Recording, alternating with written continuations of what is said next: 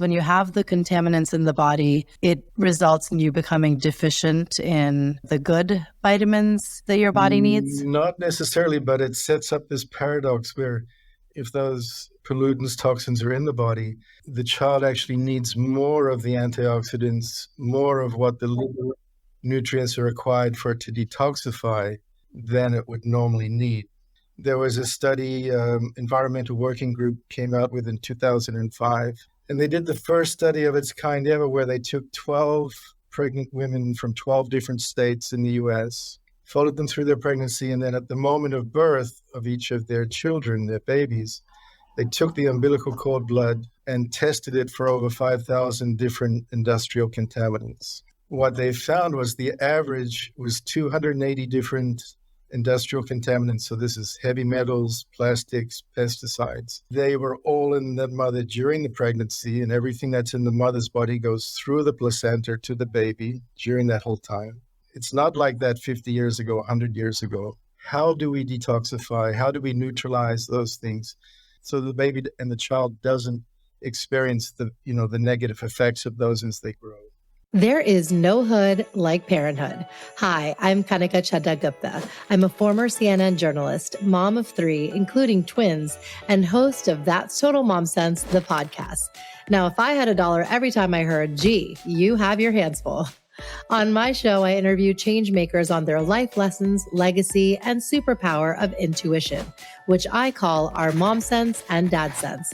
I've had the privilege of working with Mom 2.0, March of Dimes, and the White House, and have had some pretty amazing parents on my show.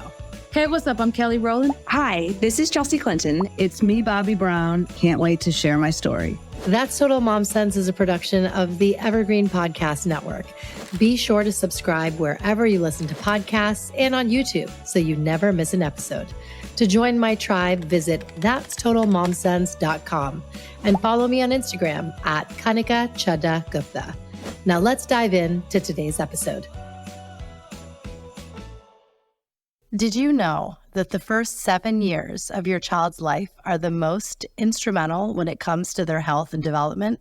Today, I'm joined by pediatrician Dr. Murray Clarke, who is also the CEO and founder of ChildLife Essentials. He's going to extrapolate on why these early years are so crucial for parents to keep in mind. We're going to discuss today's most common childhood conditions, declining nutritional content, decline in children's dietary habits, environmental toxicity, and body burdens. And I know this discussion will be enlightening and relevant to so many of you. Cool. Dr. Murray Clarke holds licenses and doctorates in 3 fields of medicine: naturopathic, homeopathic, and Chinese medicine. He moved to the U.S. from New Zealand 35 years ago and has since become a pioneer in the field of holistic pediatrics. He blends a number of medical modalities, including homeopathy, acupuncture, herbal medicine, and clinical nutrition to help parents with hard-to-treat conditions. He has become the go-to doctor for pediatricians whose standard pharmaceutical approaches haven't been successful. Dr. Murray Clarke continues to focus his experience, treatments, and quest for knowledge on how to treat and prevent childhood illness at its root cause. Dr. Clarke, welcome to That's Total Mom Sense. Thank you, Kanika. It's a pleasure to be here. Thank you.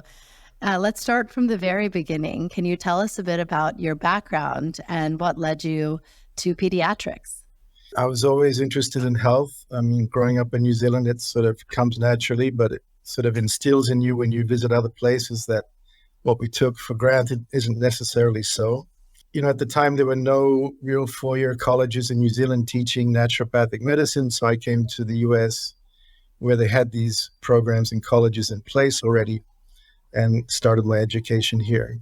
What are, I guess, some of the differences? I have family in New Zealand, and, you know, I always ask them this, but coming from a physician standpoint, how different is the way of life and, you know, eating and, you know, how we kind of relate in the world over there as compared to the US? Sure. I mean, it's changed a little in the last 10 or 20 years, but still essentially the same. You know, 3 to 4 million people, so there's plenty of fresh air to go around. There's clean water, The food, the soil is very healthy. It's a very young country. It only came out of the ocean about 5,000 years ago. So there's a vitality there that, the way I like to put it is that the earth still dominates the people don't dominate the earth yet. And fun fact, there are more sheep than people, right? Far more. Yeah. Oh, it's like Oh my goodness. 60 million versus 4 million. Wow. Yeah. That's just, amazing to even conceptualize. Yeah. Now, what inspired you to launch ChildLife Essentials? And could you share a little bit about the inception story? Sure. So I, got my license, opened my clinic in 1990 in Los Angeles. Over that first 10 years, you actually learn, I think you learn a lot more than what you learn in medical school in terms of really applying, what was taught and seeing what works and what doesn't. And in that first, decade in my 90s, I really saw how much, I thought it was maybe just me seeing this, but I saw that all of these childhood disorders like asthma, eczema, allergies, ADD, ADHD, autism seemed to be increasing rapidly during the 90s. And when I looked around, I saw it's not just in Los Angeles, it's just not in America, it's actually happening in all these industrialized countries around the world. And so then why? What are the common denominators? Why are children being affected everywhere? And if that's so, then there has to be some common factors, common stresses, common burdens that are affecting their health. And what do we need to do to sort of combat that and then at the same time prevent it? And that's what really led me down the path of, childhood nutrition, supplementation, proactive and preventative medicine, which is where the essential vitamins, essential minerals, essential fatty acids all play such a huge part. Can you give us a high level of, what those vitamins and nutrients are for in utero and then for newborns, infants, and growing kids? Does that change? Sure. Ideally, the ideal conception is that the mother has been on a healthy program, detoxified, taking, the DHA and a prenatal before conception occurs. That's the ultimate start. And then during pregnancy, the DHA, prenatal, folic acid, vitamin C, the antioxidants. And then when a baby's born, even the American Academy of Pediatrics came out several years ago and said, vitamin D3 from the moment a child is born, they should be supplementing. There was a study, Environmental Working Group came out with in 2005. They're a nonprofit organization in Washington, D.C., do really fine research. And they did the first study of its kind ever where they took 12 pregnant women from 12 different states in the U.S., followed them through their pregnancy, and then at the moment of birth of each of their children, their babies, they took the umbilical cord blood and tested it for over 5,000 different industrial contaminants. Wow. What they found was the average was 280 different industrial contaminants. So this is heavy metals, plastics, pesticides in that umbilical cord blood at the moment of birth. Yeah. Oh my goodness. Which means most likely they were all in the mother during the pregnancy, and everything that's in the mother's body goes through the placenta to the baby during that whole time. If that's where a baby is their starting point these days, how do we detoxify? How do we neutralize those things so the baby and the child doesn't experience the negative effects of those as they grow? And so what happens is when you have the contaminants in the body, it results in you becoming deficient in the good vitamins that your body needs? Not necessarily, but it sets up this paradox where if those pollutants, toxins are in the body, the child actually needs more of the antioxidants, more of what the nutrients are required for it to detoxify than it would normally need. And if there's any nutritional deficiencies on top of that, then it's just compounds the problem. But, so we know the heavy metals particularly affect the brain, disrupt the central nervous system in the brain. The pesticides act like hormones, so they disrupt the hormonal system as the child's growing. And then the plastics, the phthalates, all of these things, especially affect the immune system.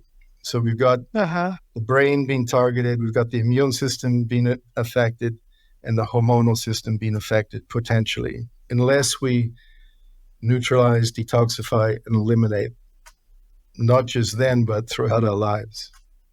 Exactly. Yeah. Okay. And so within the first year of life, the baby's sustenance is breast milk or formula. What do you advise that they also supplement with? Is it the D3 or anything else? Sure. I mean, right from the start, like I mentioned, from birth, it's recommended to supplement with the D3, 400 to 600 IUs daily. And then we're assuming if the mother's breastfeeding, which is, the most perfect food ideally, then the mother is also supplementing with her DHA and prenatal and vitamin C. And then the baby should be getting everything they need, at least until they start solid foods around 6-7 months.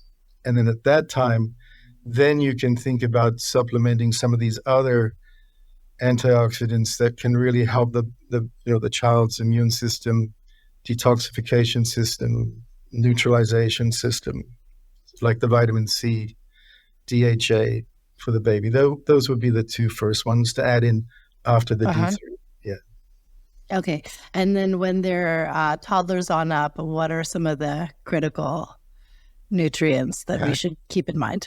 So, here I'd like to go way back to the beginning. So 1941, the American Academy of National Sciences first published their list of essential nutrients, the essential vitamins, essential minerals, essential fatty acids. So at that time, that means there was enough research, knowledge, understanding in 1941 to classify these nutrients as essential. They didn't do that lightly. Essential means essential. Right? So these are the building blocks of every child through their childhood, and especially those first 7 years. So they issued the first RDIs, recommended daily intakes, back in 1941.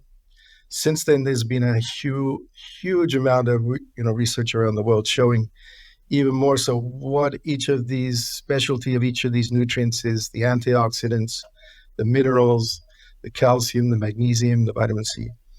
So first step is, when a child starts eating solid foods, see how their particular intake is. Are they a picky eater? Do they eat everything you give them? Are they missing some part of the spectrum of foods, that everyone needs? And then accommodate, with supplementation accordingly to that.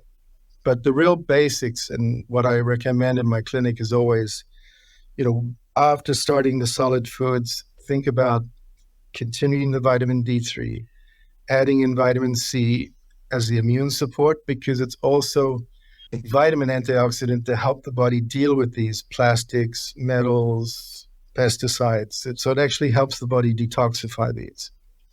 And then, the DHA for the brain. When we look at the development of the child and the baby's brain, by the age of 7, so those first 7 years, that baby's brain is 95% of the size of our brains, yours and mine. Wow. Right? So that all happens within the first 7 years. And that's the time when you can really influence, you can help your child comply with what you want to give them. They're not they're not resisting yet. So you can really just give them the food that nature intended to give them for their body and brain to grow properly. Right. Yeah. I mean, if I could go back and do toddler-led weaning better, I definitely would. I had twins, and then within a year and a half, I had my third. Oh. So it was, 3 in diapers, 3 bottles. We had different colors for each one. Crazy. But now that I feel like through the podcast and I research about it, I realize it's important to kind of appeal to a child's sensory needs and give them different types of foods and textures. And, if you chop it up real fine, you can give them their leafy greens that they might not want to try when they're older. So I would definitely go back and do more of that. I felt like I was pureeing everything, and, it was the rice cereal and the bananas, and I was kind of shying away from the foods that weren't naturally sweet. and you want to train their palate to be able to accommodate to all different types of flavors. And ultimately, so many children just follow their parents' habits. Right. Yeah. I got to eat the spinach and the broccoli too. That's just how it goes. I had come across an article that mentioned that because, our environment and irrigation has changed so dramatically, you would have to eat 8 oranges now to get the vitamins that, are in one from, like 60, 70 years ago. Even when we are buying organic and we're kind of shopping along the dirty dozen, we're still not getting the amount of nutrients we should be because the produce doesn't yield that anymore. Exactly. It turns out both the US government and the British government have been testing the amount of vitamins and minerals in the most commonly eaten fruits and vegetables since the 1940s. Every year since the 1940s. So we have this track record to look back on. And when we look at that, we see that on average, all these really important, essential minerals, vitamins like the vitamin C, calcium, magnesium, on average about 30% less than 40, 50 years ago. Yeah. And then, so we have to take that into account in terms of what do we need to make up, even if we do the best for our children all the time, organic foods, clean foods, healthy foods. Still, there's that part to make up. And then there's the part of what else do they need to help them to protect them from the environment for what they don't need, the heavy metals, the plastics, the pesticides. So we need to supplement to make up and then supplement to help the body eliminate what it doesn't need. So here's one of your products. It's the elderberry super immune soft melts. My kids love this, and it has no sugar, no artificial flavors. It's gluten-free and it tastes delicious. So can you tell us about how you formulated these products so that the kids actually want to take them? Yes. And they're good for you. Sure. In those first, 10 years in clinic, that's when I started looking around for other supplements that I could give to my patients in my clinic. And at that time in the 90s, there really wasn't a lot, specifically for children. There were a lot of adult supplements. Few companies that made adult supplements made a few for kids, but they weren't solely purposed for children. So I started off with just the 5 basic formulas, which are still the 5 primary ones. I mean, we have about 40 different formulas now, but those essential 5 are still the primary 5. And I made them all mostly in liquid form so that infants can take them, toddlers can take them, children can take them. So they're very easy to give. But, the taste was what I worked on most for many years to figure out how to do that properly. And then when my daughter's 12 years old now, she became the primary taste tester and approver of any new product since she was 2 years old. Oh, that's great. Yeah. That's so great. You definitely need that in-house. Yeah. Oh, and tell us about some of the star products. What do parents just keep coming back for? Sure. So I think a really good, multivitamin mineral is just the basis of any supplement program. And then additional vitamin C, again, for the immune and antioxidant detox effect. And then the DHA or the cod liver oil, which is for the brain, especially so important. And then the vitamin D. And if there's any sort of immune issues going on, recurrent infections, things like that, then we think about extra immune support with something like the elderberry or even the colostrum and the probiotics. Right. And you did come out with a line of sweet treats. My kids really like the blueberry cookies. It's still a work in progress, the cookies. Because what we did is incorporate the actual superfoods like, vitamin C, the elderberry, polyphenols from olive extract. People are still learning about them. It was like a novel idea on our part. So we'll definitely have more in the pipeline in the future. That's great. Yeah. I mean, this is, a heritage company, and I applaud you for being so groundbreaking in all that it encapsulates children's nutrition. So I think that's great. It's not just a, one size fits all across the board. You've really zeroed in on kids because that's where they're growing bodies and minds, and that's where they need the most supplementation. Sure. Yeah, when we look at a child's food intake, pound for pound compared to an adult, they actually eat 3 times more than we do, pound for pound. Oh, wow. Right? That's Wow. how much more nutrients they need to grow every day. So we just need to go to work, go to sleep, rejuvenate a few cells, but they're growing bigger bones, bigger bodies, bigger brains, as well as going to school and learning and running around. So that time period is when all of this foundation was built. Looking back, this was one of the other big sort of aha moments for me was 2007 in the Journal of American Medicine. They published a longitudinal study looking at the health of American children 40 years ago compared to now. So in 40 years ago, it turns out that just 1 in 50 American children had some sort of chronic medical condition, meaning they had some chronic medical condition that they needed to be constantly monitored, by a doctor and taking some sort of medicine for. So 1 in 50, 40 years ago, and then now today we're 1 in 5 in the space of 40 years. And really looking at the basics, it's that, where we look, if they're not getting all the nutrients from their food and what they're being exposed to in the environment, those are the 2 primary factors that we really need to address and understand. Is there any recommendations you have for, we've got picky eaters, but even, maybe there's some dietary restrictions. So if a child is vegetarian or lactose intolerant and doesn't like milk, are there ways to kind of supplement there? Sure. I mean, for me, just clinically, the 2 biggest, is gluten and milk, gluten and dairy products. Those are the 2 really big ones. And especially if a child is suffering from any sort of condition, those are the first 2 to sort of think about addressing. Yeah. Okay. But the calcium is easy. The dairy product's easy because we have, liquid calcium, magnesium, with vitamin D and zinc and all the cofactors. Very easy to replace and substitute. The gluten, the wheat, that's a much more comprehensive undertaking on the parents' part to accommodate that in a child's diet. But sometimes it's really the key thing that needs to be addressed. How has your experience and expertise in holistic medicine, Chinese medicine, come into play with your work today? Chinese medicine was the first field of medicine I studied, then went into homeopathic medicine and then naturopathic medicine.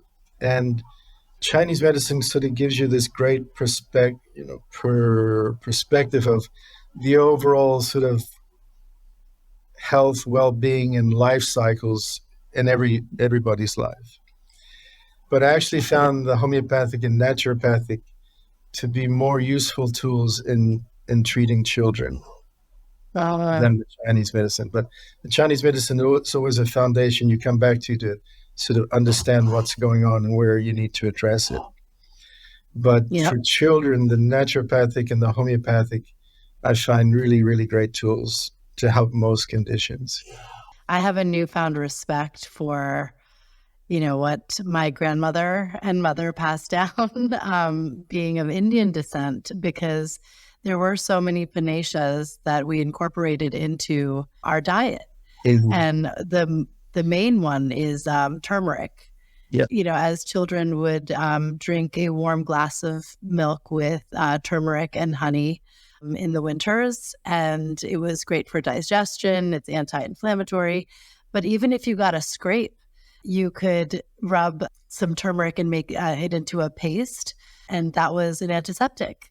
And so I feel like if there are certain superfoods that you can ingest naturally, like, you cannot go wrong if anything is derived from something like that. Absolutely. Yeah, I mean, the Ayurvedic system of medicine is a lot of similarities with the Chinese medicine itself. It goes back so many thousands of years too. And now the proof is there. The turmeric is actually the strongest natural anti-inflammatory that there is in the whole herbal spectrum. Wow. So wonderful. And it also goes back to even more ancient times, why the spices were so valued by all of these, cultures thousands of years ago, because they were actually giving people health, and especially the aristocracy who could afford them. And so, Yes, the yes. spices were almost more valuable than gold at some point. Switching gears, tell us a little bit about what your fatherhood journey has been. Well, it's I always say you cannot describe it to anybody. Nobody can understand what it is until you do it. For mothers and fathers, it's experiential in every way. So there's really no way of knowing ahead of time what it's like. You just have to step into it, and then it unfolds. But I've been very fortunate to have a beautiful daughter. She's, like I mentioned, 12 years now. One of the memories that just are firmly imprinted, if I can tell you a little story. Yes, please. So every summer since she was born, she would go to China to be with her grandparents and cousins and aunties. And her mom was Chinese, so they would spend the summer there. And I would go for the last few weeks, join them there, then we'd all come back together. So around 3.5 years old, she would have been. I got to Beijing. We got to the hotel. We woke up. The two of us woke up early that next morning. Decided we'd go for a little walk around the neighborhood. So go to the store, buy some bread. So we got into the elevator. We had about 8 floors to go down before we hit the lobby. As soon as the elevator doors closed, she looked at me very seriously. She said, "Now, Papa, nobody speaks English here, okay? So I'll do the talking." And she got all that in by the time we hit the lobby. So I was prepared, I was warned before we got into the public. And, what I saw then was that, not only did she really have this all figured out, she'd thought about it, 2 things. One, she didn't want me to embarrass her. And number 2, she had it covered. So as we're walking around, I completely silent. But I realized a bigger lesson, just intuitively, what she was telling me in her own way was that my job is really just keep the obstacles out of her way as much as I can for her life, and then let her figure out the rest. Let her, that's not every child, they all have their own nuances of how they travel and how they progress. But for her, I took it that she wanted to figure things out for herself. I just had to kind of keep the field clear as possible. That is incredible. Oh, I love that. And I think that's where, parents can take a cue, because our kids do know how to lead, and they'll tell us when they want to step into that. And so is there anything else that she's taught you? I mean, you've built this entire brand around children and their health, and I'm sure she has her opinions on that. So, yeah, no, like I said, well, she's been the chief, taste tester and approval since 2 years old. And, there's been different times where, when she was younger, I would consistently give her, those core 4, the DHA, the vitamin C, the multi, throughout her life. And then there came a time when she was, resistant. Just last week, I got back from traveling in Eastern Europe. I was away about 2 weeks. And after about a week, she's, "Oh, it's time to come home now, Papa. It's time to come home." And I'm like, "I'll be home soon." But then after that, and I didn't come home that week, then I would get a text, "I'm not taking my vitamins, Oh, wow. Yep. Then it's just, you definitely have to come home now. Yeah. So, oh my gosh. It's just a beautiful dance, back and forth throughout life. Yes. Can you give us a little rundown of what we should remember with the vitamins and the supplements that our kids are taking. So if they're at that age group, morning, afternoon, with meals, give us a little. Okay. Ideally, and it doesn't have to be ideal, but the ideal is that, you give the supplements after breakfast. So after food is always the better thing. And in the morning is better because then the body can metabolize and work with them through the day. Mm-hmm. If not, then it's just do it at nighttime. So ultimately it comes down whenever you can. So vitamin D always, for whatever reason, most adults and children are deficient in vitamin D these days. We don't completely understand why that phenomenon, but it's so important for so many things. And it actually works more like a hormone than a vitamin. There's just so many receptor sites. Every major organ, including the brain, has receptor sites for vitamin D. So critical vitamin hormone. Vitamin C, the chief antioxidant. So we have research studies showing now that it can help to detoxify the heavy metals, pesticides, plastics, even radiation. We've got studies showing it can help with that. So vitamin C, I think, always. Tell us about a moment that you trusted your dad's sense. There's a young couple, they had one child already who was a year and a half, and then they just had a newborn baby. And they both slept in the same room, and they had the baby monitor on so they could watch and listen in, so everything was okay. And then one evening, as the 1.5-year-old was going to sleep, she got up out of her bed. This is the parents telling me, this during the consultation. Went over to the baby, leant over into the bassinet, and said, "I want you to start telling me where you came from, because I'm starting to forget." Oh my goodness. Yeah. Wow. So they come in from this other world, they're just so pristine. And that's been my biggest lesson, to understand and respect with my daughter. Yes, 100%. I think they're our mirror. They allow us to see the virtues and great qualities and even some of the shortcomings that we have at times. And I feel they also are our best teachers. They're so intuitive naturally that we have so much to glean from them. It's really the most amazing relationship. And I love that you have that vantage point that you can bring to other parents and your patients too. So that's really neat. Is there a quote that you live by? In my understanding, one of the wisest men that ever lived was King Solomon. Somebody asked him one time, what's the most important virtue most important characteristic that a person can live their life with? And apparently he responded, kindness. That's... Wow. Yeah. Wow, I couldn't agree more. I'm just so honored to have had this dialogue with you and to be working with the ChildLife Essentials team. Can you tell us a little bit about them? Jamie Allen is, one of the producers on this call right now. No, I started ChildLife in 2000, just myself. Prior to that, it's been 3 or 4 years researching how to manufacture. It was like learning a whole nother profession for me, but I still was doing my clinic. And then as it just organically grew, then we had to have a bigger team, different departments. And then I had to learn how to create a company and then find, the really, really good key people. Because ultimately that's what it comes down to in any organization or company or whatever it is. It's who are the people. And I always looked for, the people where maybe the personality was more important than the skill set.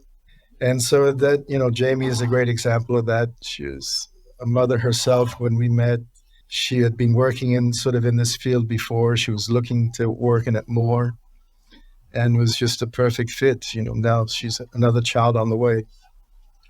But all the different teams and departments, that's really been the approach, that we try to take is how can they work by themselves without having to be managed? So that's one important attribute.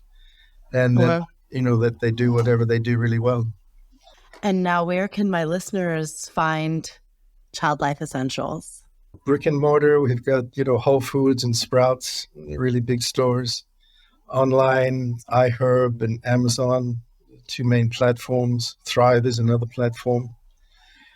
And then if you're listening from overseas, we're in 28 other countries around the world as well. So you can find us there too. We do have a code for Amazon. If you use the code MOMSENSE20, you can receive 20% off. So thank you for extending that to our listeners today. Our pleasure. And yeah, moreover, thank you so much, Dr. Clarke. It was such an illuminating discussion. And, at every phase of parenting, I think we always question, am I doing enough? Is this what my child needs? And to think that you've got the nutrition part covered, you're doing us a solid. Thank you. So thank you so much for creating this brand and doing your work. No, thank you, Kanika, and truly such a pleasure to be with you, to spend time with you, to talk. I really appreciate and value it greatly. So thank you for what you do too. Thank you for tuning in to my interview with Dr. Clarke. I think what I truly appreciate is that he is a leading expert of holistic medicine and really combines the East meets West. And that's something that I personally advocate for, being of Indian descent. I grew up on home remedies. Haldi or turmeric fixes everything. It's the ultimate panacea. And I know that that's something that he believes in as well through his products, ChildLife Essentials. So definitely check them out. You can use my code MOMSENSE24 on Amazon. There is a special Amazon link. It's available on my website on the show notes. So just visit that'stotalmomsense.com and you can type in ChildLife Essentials or Dr. Murray Clarke and that landing page will come up. So use that Amazon link and you will be able to be directed to the multivitamin soft chew gummies and you get them for 20% off. Just use the code MOMSENSE24. And this is valid through March 31st, 2024.